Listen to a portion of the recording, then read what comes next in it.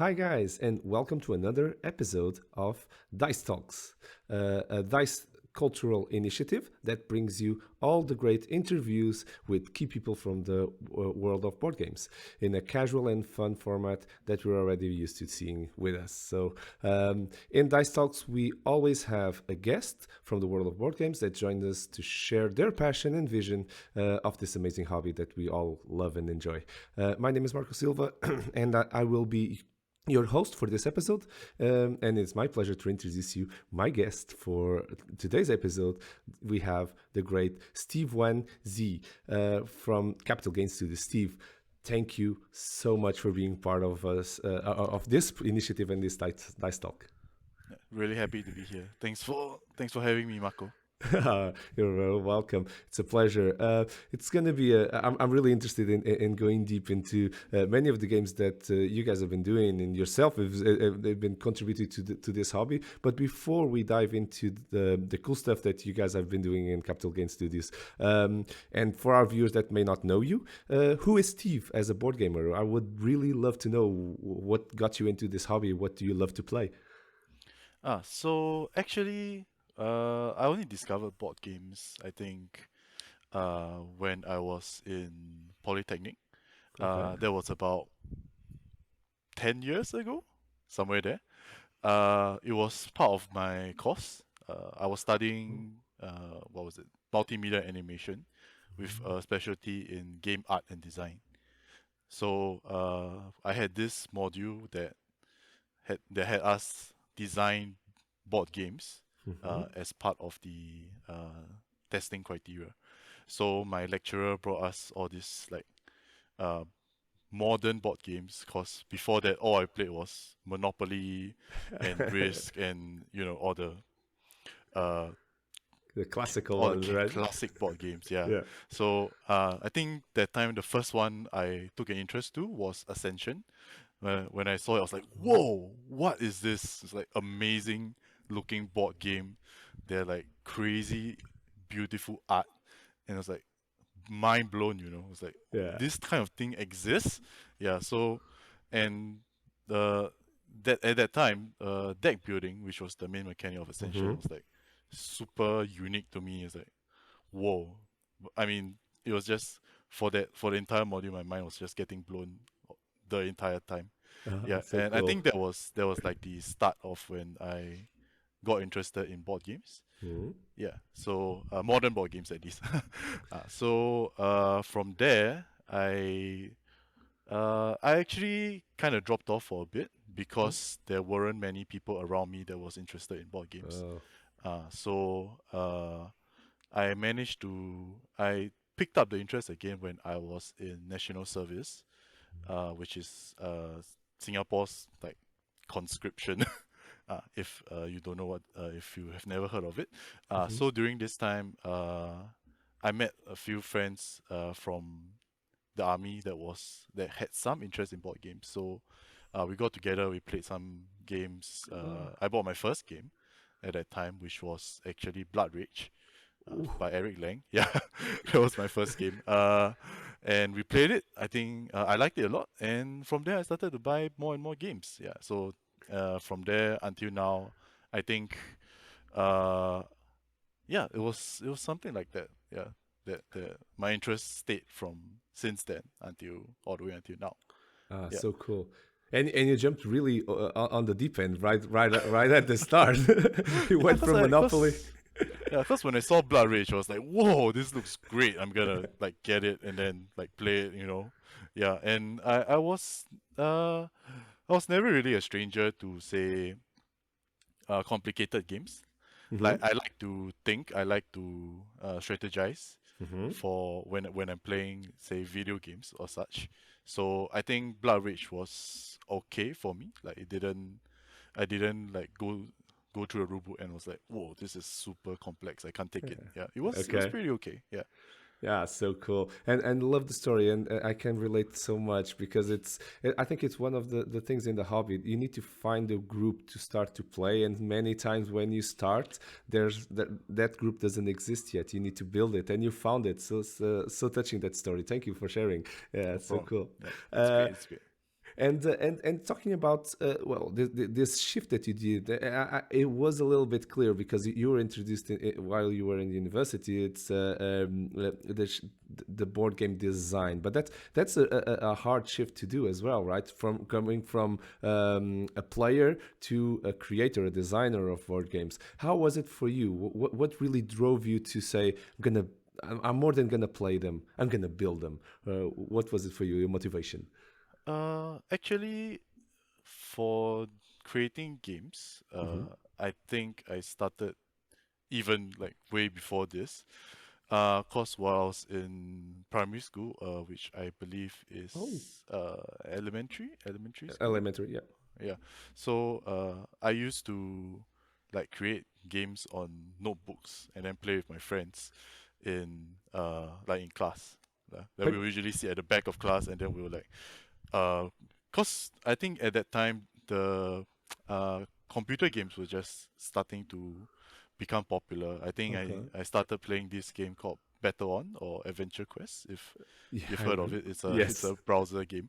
Yeah, so it was very interesting. Like while I was really young and I fell in love with it and I wanted to in a way share it with my friends. So I guess I created games that felt similar to Battle On in that sense, and then I Okay. played them with my friends. So I guess I really enjoyed doing that. Like I really enjoyed like coming up with uh like worlds and coming up with characters, coming up with things for players to do, and that's why I think I naturally fell into game design Hmm. and board game design after I discovered board games in general. Yeah. Ah, so cool, and such an interesting story. You started developing your own adventures basically when you were little. So cool. I discovered games a little bit later. Well, the classical ones, like you said, the monopolies and the hotels and all of those, discovered really early because that was everybody was playing. But I love to know people that started outside this, let's call it this regular box, the standard box of classical pre-modern games, and start building their own ideas. I love those stories. Those so cool. And maybe that's why. Well, it makes a lot of sense that you then, as an adult, start building your own games. Makes a lot of sense. Yeah. So cool. Let's talk a little bit about Capital Games Studios. You guys basically create games around the theme of finance and money and banking, and it's a very unique and very niche team to be part of. And can you tell us a little bit more about this passion for financial teams that you guys probably all share, basically, right? Yeah. So I guess the sort of origin story for Capital Gains Studio was Hmm. that our CEO, Hmm. Zio Lai, he is actually a financial planner.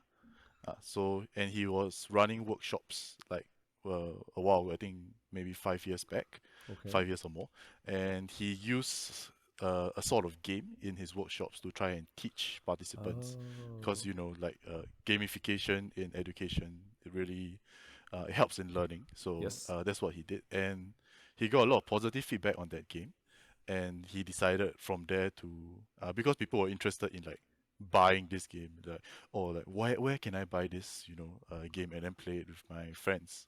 Yeah, and he was like, oh, it doesn't exist because it's just for his workshop. It was from there that he decided to design Wonka Mania, which is the first game Yeah. for Catering Studio. And yeah, so he created a company to start selling The games, game. and Yeah. with the motto of making games that are both fun and educational. Of because of how should I say, uh, most finance games that we have seen Hmm. are not very good. Uh, they're not they're not terrible, but they're not say they're not innovative or very fun. I mean, they're educational, but Yeah. not so fun. Yeah, they're mostly like Monopoly ripoffs. Yeah, something like that. Yeah, so we wanted to make like games that are both fun and educational at the same time. Yeah, so that's like our motto. I guess. That's a great story, and a shout out to Zio. We talked a lot, and I had the pleasure of playing. It wasn't his game, but he was doing the playtesting of Dirty Money, and we had a blast playing Dirty Money with him. My playtesting team, myself and the rest of the team doing those playtesting. So it was a lot of fun, and it's cool that you guys picked up this topic that, well, for most people, that mostly of our viewers probably are saying, okay, money is boring, so finance is boring, and you guys, how can you do this and pick up a boring theme and then make a fun game? But you guys did it. You guys really did it. So it's very cool that you accepted a hard challenge, to be honest, very hard challenge to do. I agree. And you yourself, you started out in Capital Games Studio with a financial game as well, financial team game as well, cryptocurrency. You guys released back in 2018, I think. Yeah, 2018.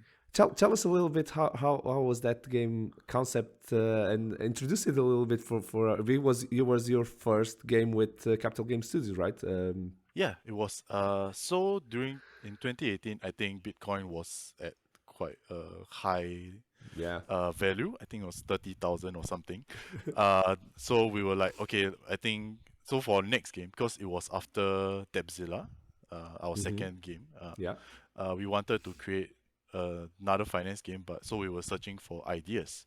So when we saw that Bitcoin was at an all-time high, we decided to like, all right, maybe crypto is going to become a thing. We should, try to get on the wagon before it leaves. Okay, so so that was my first project in Capital Games Studio, or rather first in-house project in Capital Games Studio. So I was tasked with researching about cryptocurrency and try to design a game out of it, like a fun game that is also educational at the same time. So so I did a lot of research about cryptocurrency. I think you can ask me almost anything about cryptocurrency and I should be able to answer. All right, so so from there I was pretty fresh to the board game design scene. Like, even though I've played a few modern games, I didn't know what was like how do we proceed, like how should I come about this design a game? Is it really just, oh, I know about this topic and then I try to make this topic into a game? Or how should I approach it? So what I did was I just did what I could do. I just took the topic and then I tried to make it into a physical form. Like I tried to find out how mining works, mining cryptocurrency. I tried to make it into the board game format, which was at first it kind of stumped me, but I think I came up with a really fun way, which was to it's kind of like a push your luck thing, where you determine how much you want to, how much energy you want to spend, and for the amount that you spend, you get to try and mine this particular cryptocurrency. I think I'm explaining pretty badly. No, you're good. Basically, inside the game, you're supposed to choose how much energy you want, and you'll be picking from a deck of cards that is determined by which cryptocurrency you're mining. So the lesser energy you spend, the lower chance you have of mining successfully. But there is always that chance to do it. And that was something we really capitalized on because of the high of mining successfully. It's like winning the lottery, It's like, oh, I'm going to spend like 1 energy on this, say 7 difficulty cryptocurrency. It's like 1 out of 7 chance to mine successfully. And when you pick that success card, it's like, whoa, big profit. You just feel, So that was one of the main focuses in the game, mining. And we also wanted to depict how cryptocurrency was so volatile, because I think in recent days, if Elon Musk just tweets something about Bitcoin, it just crashes, Well, that, or it yeah. just goes up, whichever way he wants. So Yeah. so we wanted to represent that inside the game, and these have been represented by the rumor cards, which just by playing a card on a cryptocurrency, it will just increase or decrease by will. Yeah. So that was another thing that we kept in mind, and I think the easiest one to represent was the trading, because Right. there have been a lot of games that do like stock market type of mechanics. Yeah. I think stockpile was one of my references when I wanted to Okay. create the game as well, which is why I think you can see a bit of similarity in the trading aspect. Mm-hmm. Just a little bit, not yeah, because I wasn't very experienced. Yeah, so But it's a good yeah, reference. Stockpile yeah, was it a is. great Yeah, reference. Stockpile is a great game. Yeah, Yeah. fantastic. Yeah, so yeah, I guess that's about. I think if I look back now, when I look at cryptocurrency, Mm-hmm. uh, I felt that I could have designed it better. Of course, I mean that's after like It two was your three years first. of yeah, it was my first 2 3 years of experience. And I was like, I could have done it much better, I think. But yeah, I still find people that love the game. They tell me, oh, this game is great. I want to play with my friends. So I guess it's still a pretty okay job. I love the game, and the game really feels really right. And I'm IT for the viewers that know me a little bit better. I'm a software engineer for many years, so the game itself explains the mechanics really well, and that's one of the things that I love about the way that you guys do it. I talked about Dirty Money and playtesting it with Zio was the same thing. With playtesting it and thinking about, I'm also in the financial segment in IT, and it was like, okay, and money laundering here makes a lot of sense. You guys really go deep into the theme, so kudos on that, because it was really good. Thank you, thank you.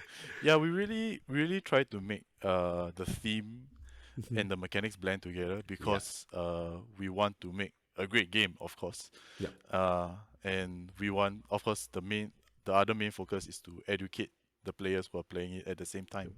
Yeah, so we try to achieve both of these with every game that we make. Yeah. makes sense, because it's right what I feel when I'm seeing you guys games. And you talked about, it's been 2018 since this game. You had one release before, so and what I see, and when I looked at Capital Games Studios, is it's a very recent studio, but you guys have a lot of games out there already yourself as well. So it's and you're a Singapore based company, so you're far away from the Euro market and the market that I know, and I got to know you guys through Kickstarter, to be honest. But it's you launched a lot of games, so. What do you feel? What do you, as a creator, feel that is the big difference between this European market? Because if you had one game, that would be not, it wouldn't be that much of a outlier. But you have a lot of games out there, and many of them have reached US and European market, as well as Asian market. So what do you feel is the biggest difference in terms of as a creator, in terms of these two markets, Asian and European, for instance? So, I And I feel see a that lot of Euro games behind you, so yeah, some of these, some of these, yeah, this area, yeah, this column here is my collection, part of my collection actually. Yeah, while the one directly behind me is part of Zio's collection. Oh, okay, Yeah. okay. Alright, so for the Asian market, I think I would say they really value player interaction, Okay. and like they like to sabotage each other. Oh, so You know, take that and stuff like that. yeah. Okay. So in Singapore, right? If you haven't heard of it, there's this game called The Singaporean Dream, Mhm. which is basically a take that game. Okay. And for myself, I call it Monopoly Deal with more take that. Yeah. Yeah. Okay. So yeah, I mean, it has a theme. It's themed around Singapore and the daily life of Singaporeans, Okay. and it really doesn't resonate anywhere out of Singapore, which is why I guess you wouldn't see outside of Singapore. Okay. Uh, but it is super popular. It does really, really well. It sells much more than our games. uh, and so yeah, so when we look at this type of games, and then we look at the European market, which does like big games, Euro games, Yeah. a lot of big boxes games, Yeah. and we just think that Singaporean Dream box is actually about the size. I think something like this. Like a deck of About this cards, size. almost a little larger than a deck Yeah, of cards. Okay. it's actually 2 decks even basically. smaller than this. So yeah, but Okay. about there. So yeah, so uh, I see that the European market, they are willing to pay for uh good More. games with Yeah. good art, even if and games with good mechanics, even if they're more complex. Okay. It seems that there's a culture that's already established in Mm. in Europe and America, where games are kind of part of like your childhood and then growing up. Mm-hmm. Because a lot of families, they play games. They play games within their own families, and then they play with their family friends. And yeah, so their culture, the board game culture, is stronger, I would say. And for Asian markets, or specifically Singapore, it's not very strong. We don't really have uh, the culture of playing board games within our families. I Mm. think the most common one would be mahjong. Uh, Okay. uh, The there's classic. a lot of Chinese people play mahjong in almost everywhere in Asia. So Okay. yeah, so I guess it is harder to convince them to spend like $80-$90 on a game, which is why we launched this new brand called Mercat to Yeah. to do better in the Asian markets with a lower price point and simpler games and games that are easier to teach, and then you can get to the table quickly. Yeah, and smaller box in general. Yeah, so they don't have to lug all the giant boxes around. But Yeah. and it's a great bridge because I was going to ask you exactly that about Mercat Games, this spin-off that you built with it already has a large catalog, and like you said, you build more family games there, and you've been contributing a lot to that to that brand, to the number of Yeah, games that coming out. Want to talk to us a little bit about that, about the games that you're building there? sure. So for Mercat Games, our motto is to create Asian themed family games Mm-hmm. that are quick to set up and play. Yeah. So using that, I have designed three games so far, and they're mostly themed around food, which Okay. is I guess in a way it's my favorite theme to design on, because everyone can relate to food, right? Yeah. Everyone eats, and everyone loves to talk about what their favorite food is, and when people see food in a game, they can more easily relate. Yeah. Yeah. So the first game for Mercat was Checkout. Check out. Uh, it's a game about rushing into a convenience store and grabbing things that you want before everyone else. So how it plays is that everyone is rolling a bunch of dice in Mm-hmm. real time, and they're trying to match numbers on these cards that have like 1 to 3 numbers on them. And if you manage to match all of the numbers, you can grab the card, and no one else can take it. So, and also, you can stop anytime you want, and then go to the queue and check out. That's the name of the game. Yeah, so Okay. they have to shout check out and then place all their remaining dice on the queue, after which they will spend dice to buy, say, promo items that's like the thing you see at the cashier sometimes, Yeah. like, Right. oh, this on sale. If you buy this, you get this for what, like Half the 50% price. off, Yeah. yeah, something like that. Yeah, so that was also what is inside the game. So if you manage to get something specific during that round, you can get a certain deal on uh, some some other promo items. Yeah, so yeah, it's actually a really fun and quick game that plays around 15 minutes, No, 15 nice. minutes or less. Yeah, we've play tested it a lot at the start, and we really like how it gets super intense, and it gets really exciting very quickly. So yeah, and it keeps that high all throughout the entire game, and yeah, so that was something that we are looking to do. Yeah, when we design Mercat Games, Mm-hmm. yeah, we want to keep the players engaged and uh, in the game as long for until the game ends. So Right. which is why they have to be short, Sure. they have to be engaging, they have to be fun. Yeah. So that was checkout. Yeah. Mm-hmm. Very cool. For Mercat Games. Yeah. And the art is very cool as well. You guys have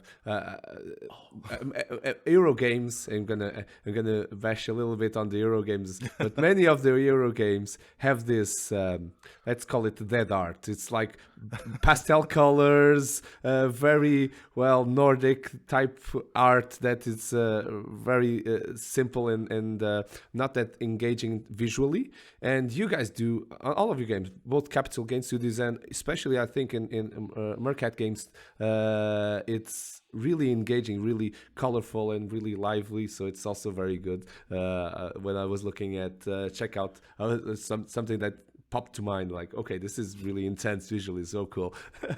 Yeah, so for checkout, when we were searching for artists to do art for checkout, I saw I saw the artist that we use Mm-hmm. uh, art pieces, I guess, or it was on Instagram, and I was like, whoa, we have to use this one.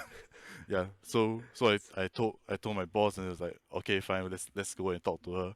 Yeah, so yeah, but I think it worked out really well. The art looks great, and uh, though I guess some people might be put off by the more anime style kind of Anime. look. Yeah, Okay. so but I think overall, if you look at the food items on the cards, it looks really really great. Yeah. Yeah, and yeah, I think that was what I was really focused on after Okay. all. Yeah. But I love the anime. I love anime. I'm not. Well, anime grew outside Asia a long time ago. It's, we, Yeah.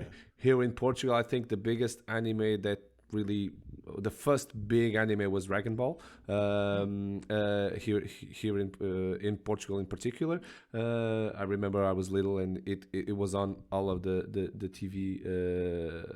Everybody was talking about Dragon Ball. So I think it's good that you guys went, in my opinion, to go outside Asia. Going anime type art will get you there because people really enjoy anime. So it's a good one. And Yeah. and bridging to the, so you did three games. So the second one was I think Combo Cone Paradise, right? No, that's actually our most recent game. Most recent. The Okay, sorry. second one is actually a Hot Pot Havoc. Yeah, Hi, very yeah, good. yeah. I'm Yeah, sorry. Yeah, no that's the one. problem. Yeah, Hot Pot Okay. Havoc. Yeah, so the origin story for this game is actually a little bit funny. We were having our product meeting one day, where we discuss like current products and how we want to proceed with new products. So, we were looking through what were the new releases, what was on Kickstarter in Singapore. So there was this uh, game about hot pot that was designed by a local. I think I should not name it, Okay. just to protect it a bit. Okay, so when I saw it, I was like, and I went through the Kickstarter page, and I read how to play it, and I was like, is this really, doesn't sound that great. So I was like, I can make a better hot pot game than this, and yeah, that was how I decided to create Hot Pot Havoc. Okay. Okay. Very Yeah. cool. So you really were motivated to improve on that. So it's so cool. It's amazing. Um, yeah, go for it. Yeah. Sorry. Cause when I saw, uh, okay, sorry, let me rant a little bit about the local designer scene. So, So, uh, I feel that a lot of local designers, like not local designers, but rather a lot of people feel that they can just make a game, put it on Kickstarter, and get rich.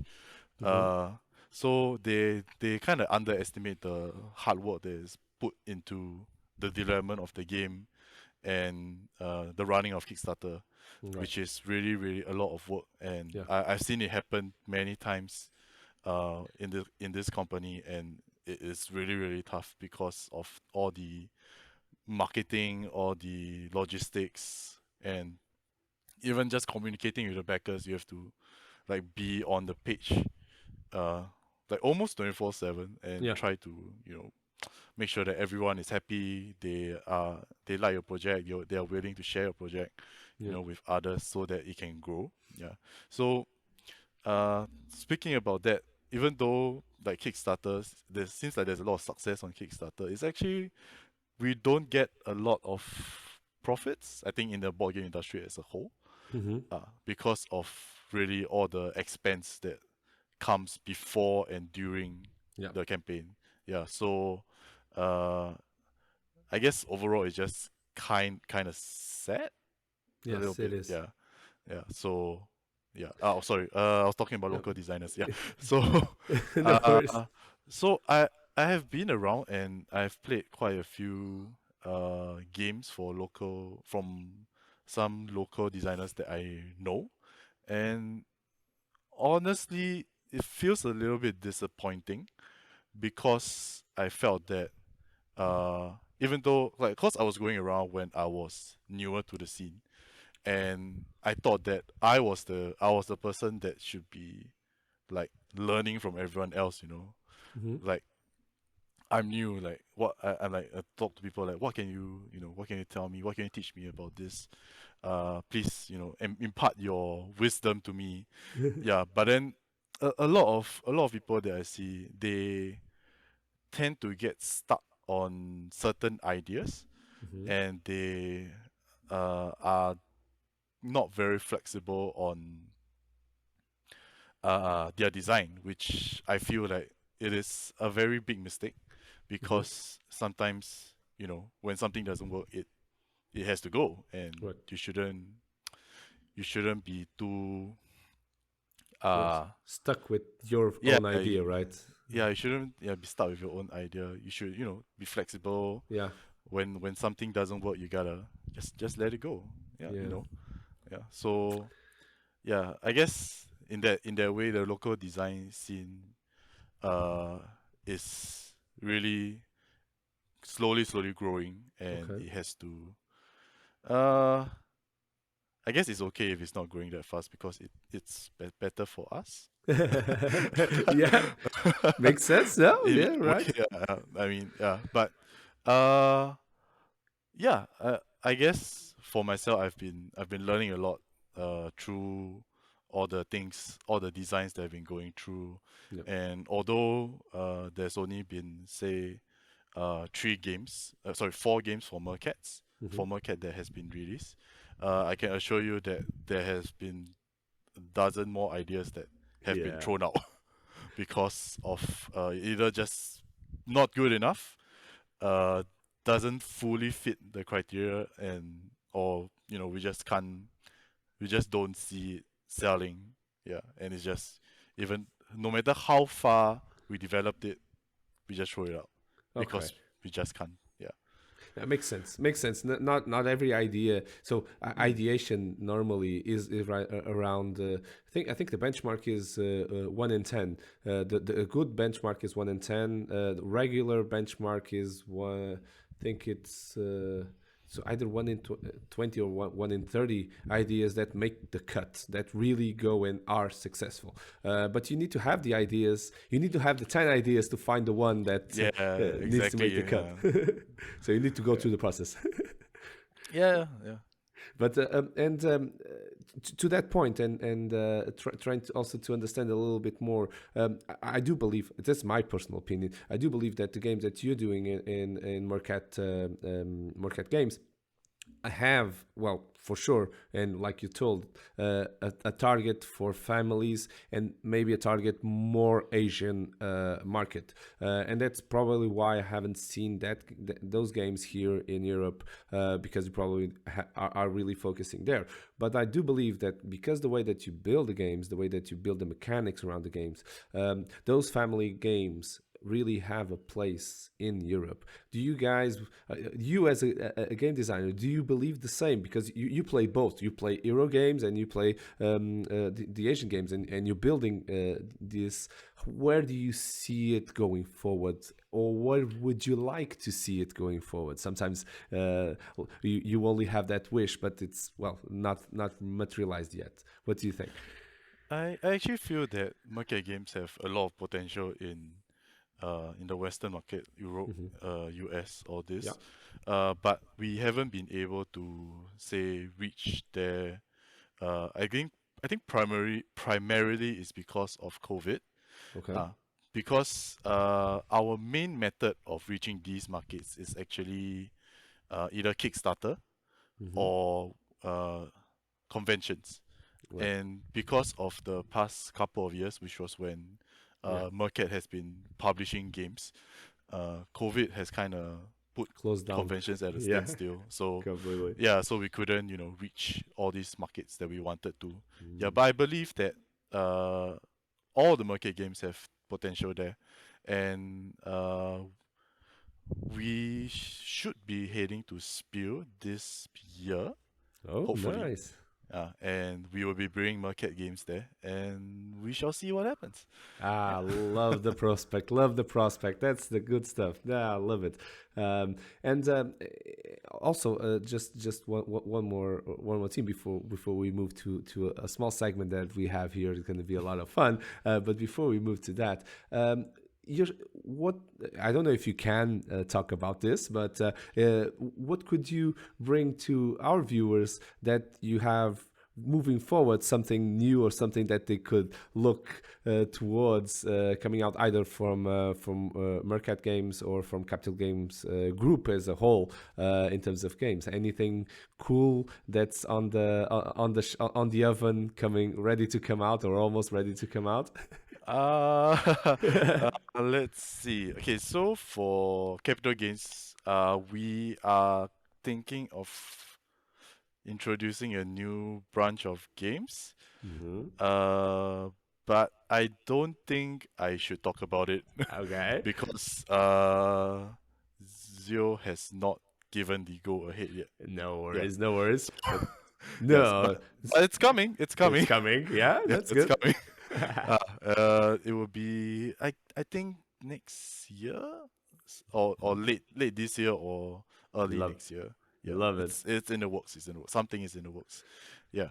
That's good. For Mercat Games, we also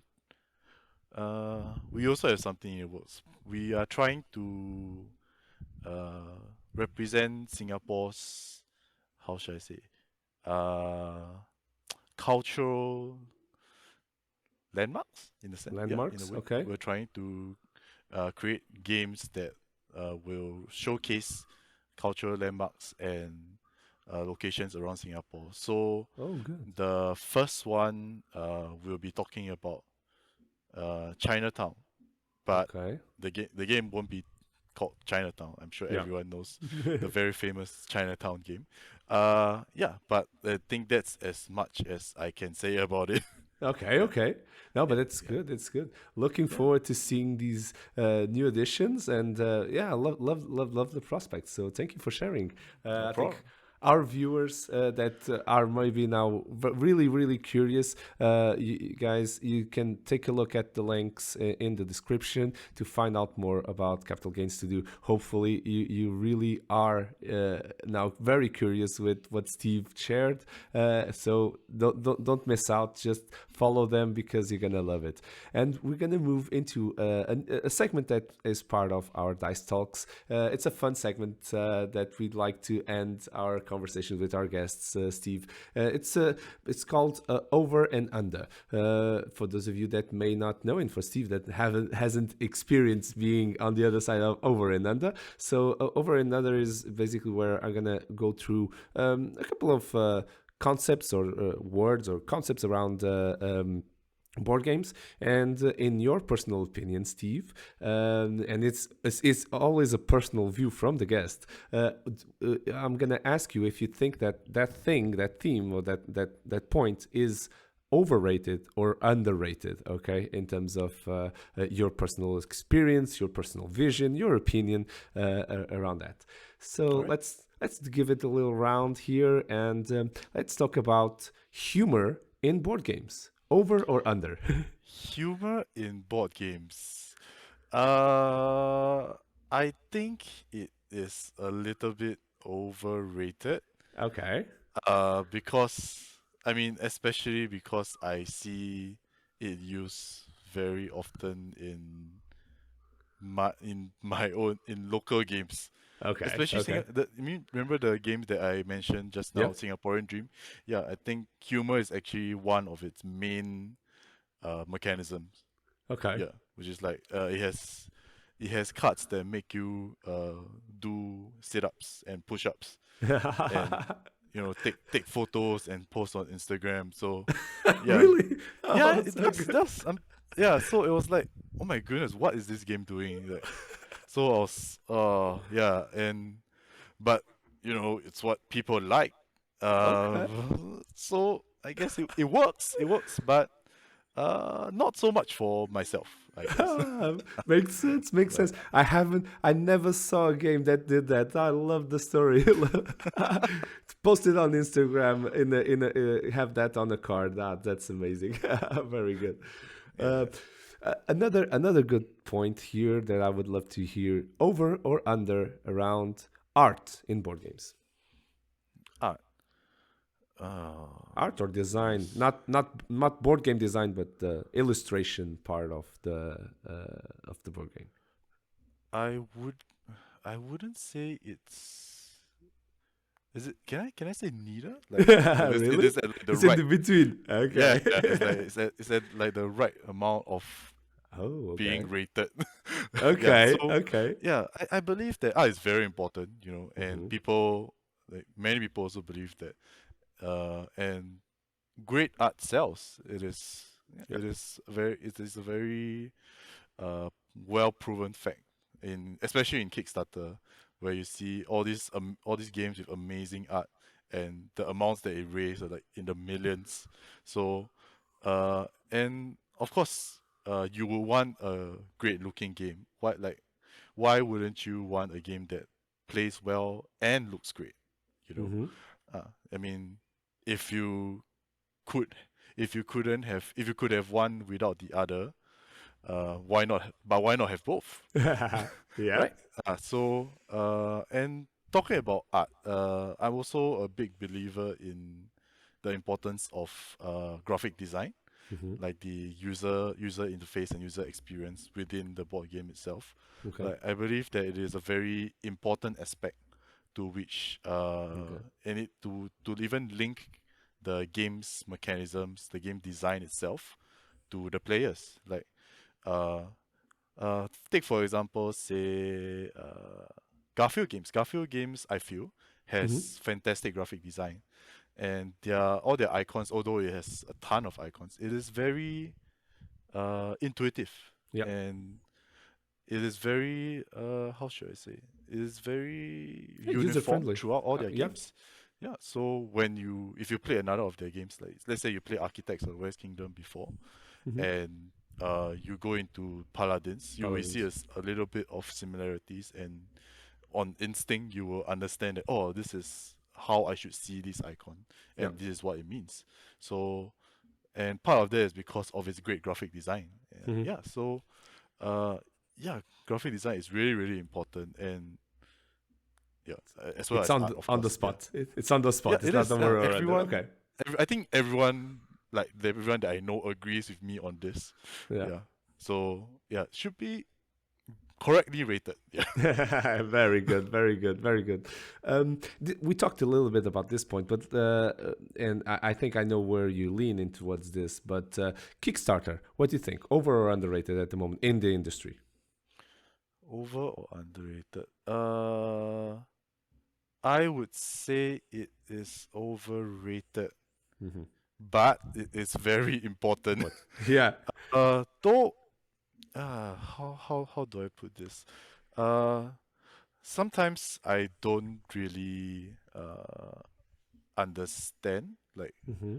why Kickstarter is so important. Though, cause nowadays it kind of feels like a shop, right? Like as a consumer Yeah. of board games, you go to Kickstarter, you see, let's say a game by Simon, and you pledge for it. It's kind of like you are buying the game already, in a sense. Though you have to wait maybe 1 year or a couple of years before you receive it.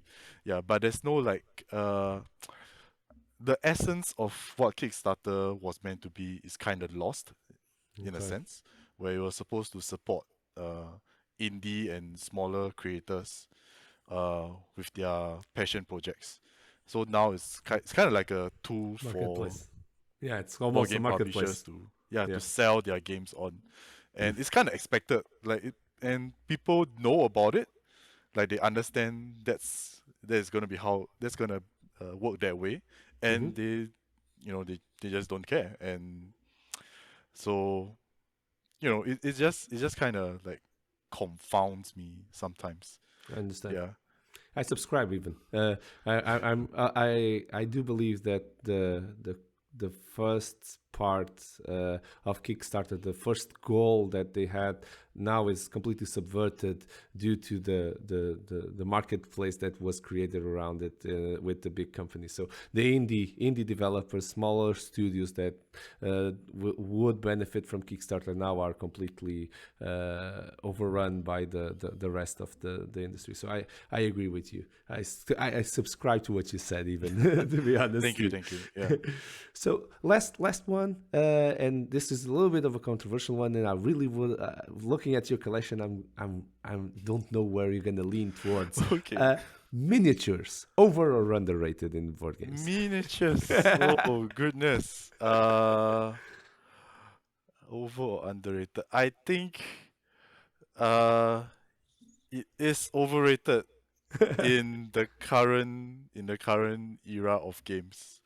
Yeah, especially with the amount of games that sell simply because of it, simply because of including miniatures. Okay. Like, uh, how do I put this? I think I heard a very good point that was put out by one of my friends in the board game group. He says that when he plays, when he compares miniatures in say, he compared Blood Rage and some other game I forgot. But yeah, he mentioned that Blood Rage miniatures are useful because it helps you see what is happening on the board, and it is not just like there for show. When you use miniatures in Blood Rage, it has a purpose. And if you don't use miniatures, like instead you make like tokens or meeples, it is uh not as good, I guess. And yeah, that really got me thinking about how many games really need miniatures, and from there it kind of changed my viewpoint about backing games with miniatures. And so nowadays I really I guess as you can see, I buy very few games that have Every miniatures. minute. That's Yeah. why. That's why I was gonna. I was curious about what was your feeling around miniatures, because I'm on the other side of the spectrum. I know that I shouldn't, but I love the miniatures, and I know that I should. It's like a guilty pleasure, that you feel guilty when you say this, but yeah, I love them, but I know that they are hurting the in my opinion, they are hurting the hobby. But I still I struggle with myself. I'm gonna be honest. I struggle with myself. Yeah. I mean, miniatures are great. Like when you buy them, you open the box and you look at all these miniatures, you pick them out and you look at the details. Like, wow, this is amazing. Yeah, and it's great to collect them. Like when you open all your boxes and see all your miniatures, you feel happy, and when you play with them, you feel happy. So, I mean, I'm not against them. It's just that I feel that they could serve more purpose in games, and it would be better if sometimes it's really better to not use miniatures, like because most of the time all it really does is jack up the price, and we all want to be able to afford more games, right? Right. Exactly. That makes a lot of sense. Yeah, no, it's a good point to have. Is maybe I can buy 3 more games with with the same budget. That's so good. I love this talk. Unfortunately, this is all the time that we had. We have been listening to Dice Talks, a Dice cultural initiative that brings you all about board games and the key people that make them. My name is Marco Silva, and from all the people at Dice Cultural, a huge thank you to you all for listening and for your support. Don't forget that we can keep this conversation alive on social media. So if you just leave a comment here on this YouTube video or on any other of the social media accounts like Facebook, Instagram, or Discord, etc., you can find them all of these links in our website, dicecultural.org. So don't forget to follow us. If you enjoyed this conversation, don't forget to leave a like and subscribe to the channel and click on the little bell icon so that you don't miss any of the amazing content that we make for you guys. If you really enjoyed this content, don't forget to share with your friends and family online so that they can also reach us. A huge thank you to Steve for your amazing stories, your incredible contributions to the hobby, and the vision that you share with us, and for your support for Dice Culture and this initiative. I had a blast with our conversation. You were amazing guests, Steve. Thank you so much. Thank you. Me too. It was fun. It was fun. And if you don't follow Steve yet, and don't follow Capital Game Studios and Mercat Games online yet, what are you waiting for? I don't understand. You have all the links in the description for this video. Check out their fantastic and amazing work. And if you're curious about their most recent projects, you maybe want to also follow them on Kickstarter, like Steve was telling. There's more stuff coming out. They still have some active campaigns. Maybe you can still try to do a late pledge depending on when you're reaching here on the video. But really follow them, see the new stuff that's coming out. You really don't want to miss out on their great games. Finally, I just want to add a small reminder. Dice Culture continues to release amazing content, both written and in video, and a podcast. So we love to have you guys follow us on those amazing content as well. And on Friday evenings, we are online on Discord to play some games. Still online, but you can join us. So follow us. All the links are in the description. So tune in. To all of you at home, thank you for being with us. We really enjoy knowing that you guys are there, and hope that you enjoyed the company as well. See you guys on the next episode. Until then, play some amazing board games and have fun, guys. Cheers.